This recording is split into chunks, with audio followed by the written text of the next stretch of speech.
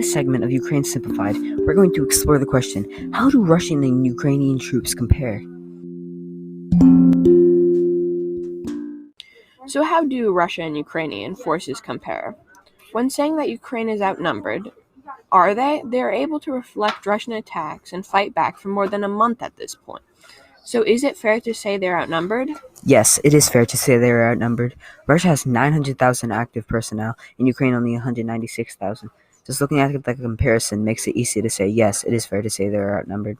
When looking at Ukraine and Russian forces, we will be looking at how Ukraine is defending itself and how outnumbered it really is.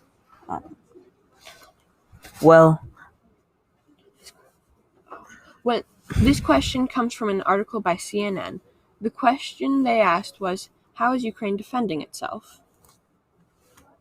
Well, I know for a fact that Russian Molotov bottle recipes have dramatically increased, and Ukrainian reserve personnel is as strong as Russia's active personnel.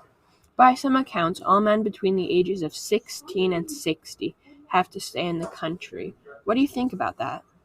All the men who are 60 years old have lived a long life, but for the teenagers that have to stay in the country, they have hardly lived any life, and they are risking getting bombed by staying. I don't think the young people should stay. The age limit should be higher. We know that Ukraine is outnumbered, and countries are not willing to get into a direct conflict with Russia. Do you think that is making Ukraine feel isolated? Ukraine still has many NATO advisors helping Ukraine with their defenses, and many generals are helping by lending their experience in the matter. They are fighting with one thing that Russia did not prepare for civilians. The civilians are fighting to protect their cities and their families. So despite being outnumbered, Ukraine has still been fighting back.